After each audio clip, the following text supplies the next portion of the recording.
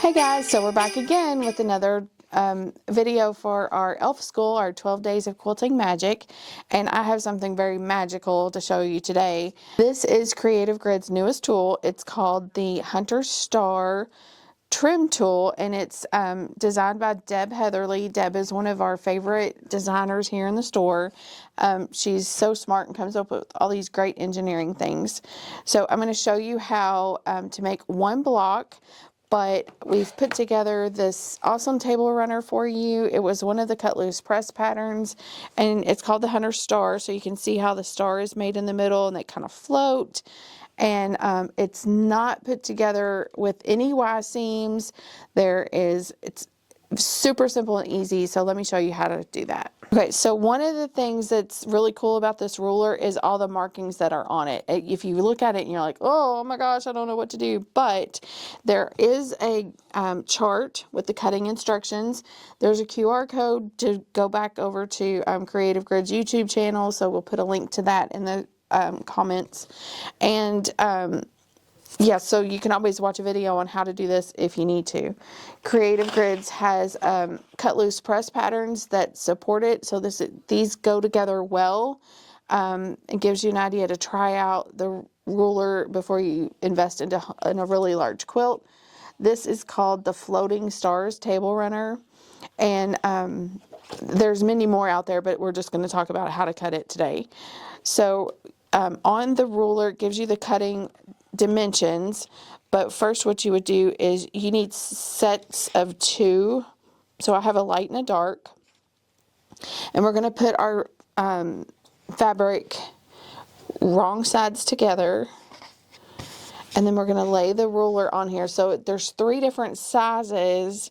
Based on which size that you use is where you place it, but this one I'm going to use the C block, and you can see like there's a line here that you line up the ruler, and then you can line up the ruler with the edge of the fabric here, and we are going to just slice off this corner, and then I end up with 2 mirror image blocks. So I have light and dark. The next step is to take your background piece, and we're going to use that same part of the ruler.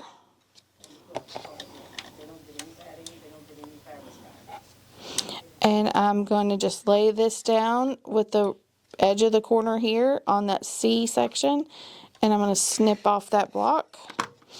And now I'm just going to flip it over, and I've got 2 pieces here. I'm cutting 2 at a time, and I'm just going to do the same thing. So now I have this strange looking trapezoid little section. So now what I have to do is go to the sewing machine, and I'm going to put right sides together, stitch across that side, right sides together, and stitch across that side. And I'll repeat that for both of those. Okay, so now that we've sewn these together, there's one step that's really important. You have to pay attention to the cutting instructions, or the pressing instructions. So you lay your, I'm going to turn it around to how you would see it. So you lay this down on the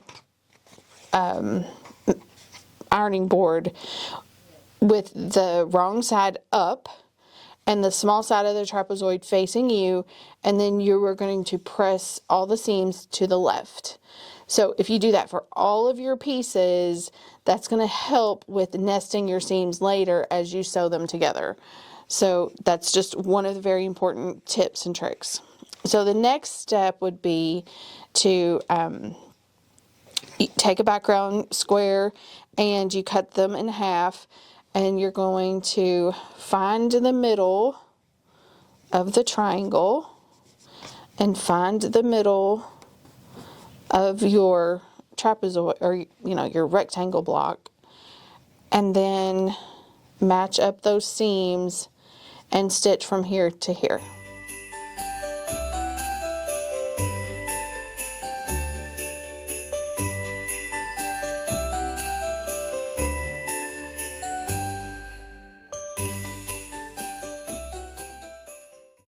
Alright, so now we have what I like to refer to as like this little sailboat, or a little sailor's hat going on. And you're going to make those for every block. so for this one you had to make like 48 of them. And then you're gonna match them up in pairs. So I went through and set up like a light and a dark, a light and a dark, so I would have a good contrast between the two blocks. So once you do that, you're gonna turn them right sides together, and this is where I was talking about those seams nesting. So if you can see, this seam is going to the my right, your left, and then this one is going in the opposite direction. So those are going to nest.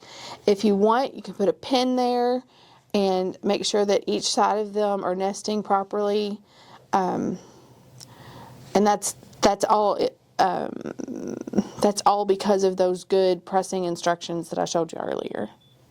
And we're going to stitch that all the way down. Okay, so now I've sewn my two pieces together down the seam like this, and I've pressed my seams open. That's just to reduce some bulk, because you've got a lot of points coming here together, so it's going to help with that. So now I'm going to take this and we're going to do a final trim. And this is when the ruler comes in handy. You've got a diagonal line going all the way across here.